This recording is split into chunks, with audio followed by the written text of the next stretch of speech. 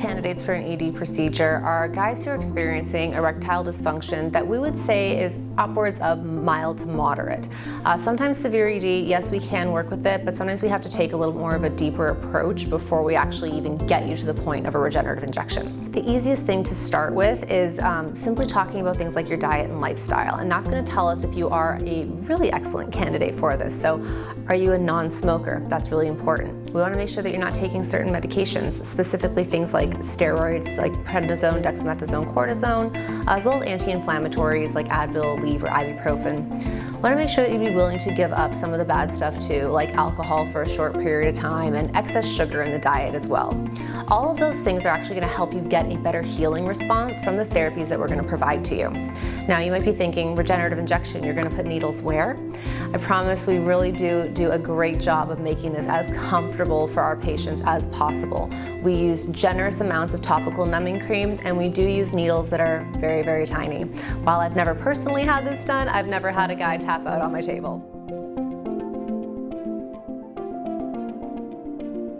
Start to finish, if you're coming in for an E-shot or any sort of regenerative injection, you're in the office for about a total of an hour, start to finish, tops. Quite a bit of that is just the numbing and the processing time. The actual injection time, we can go pretty quick. Most of the time I tell my gentlemen, I'm going to just go ahead and do it. You tell me if you need a break, otherwise we're just going to get this done and have you on your way. I kind of work with like a tier system of how strong does this treatment need to be for this gentleman based on his needs and his concerns and his degree of dysfunction.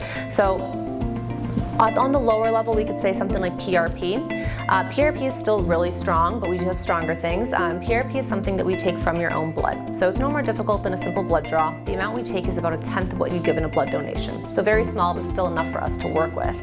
And then of course with the PRP, to go up one more tier, we can add something to it like exosomes. Exosomes are what are known as stem cell secretions. So you're kind of getting the juice of the stem cells without the actual stem cells themselves. We can really make PRP a much stronger product with that. And then of course the highest tier that we have for strength of a treatment is actual stem cells themselves.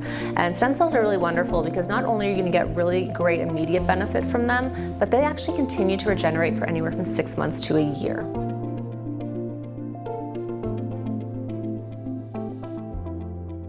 Depending on the individual, we usually say anywhere from 6 to 12 weeks because that's how long a healing cycle is. Some patients might notice stuff sooner, and that's great if they do. I've had some patients where it takes sometimes close to 6 months to see the results. The time's going to pass anyway. At least we know that there is healing happening underneath. I've had some really interesting cases where patients have noticed changes in days. So all across the board is normal, and some people are just really fast super responders. Some people do take a little bit longer to heal.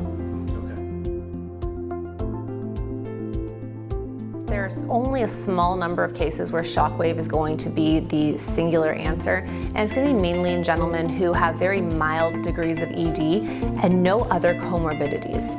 So the other things like the blood vessel dysfunction due to elevated blood sugar or other cardiovascular concerns, those cases are not going to be as benefited by just the plain Shockwave because it's going to be kind of like bailing out a boat. You're going to be moving, a little bit of a step forward with the Shockwave, but then the lifestyle factors and the underlying disease is going to continue to worsen it.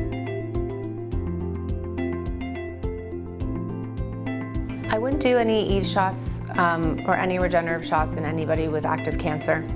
Okay. That's just a blanket statement, simply because a lot of our regenerative injections do pull on the power of something called VEGF, which is vascular endothelial growth factor.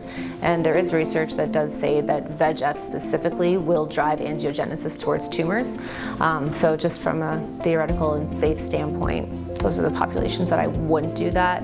Otherwise, I've had some really unique situations with men walk into my office, and it's the situations where they've tried everything else and all that we had left was the regenerative option, and we've gotten great success with that.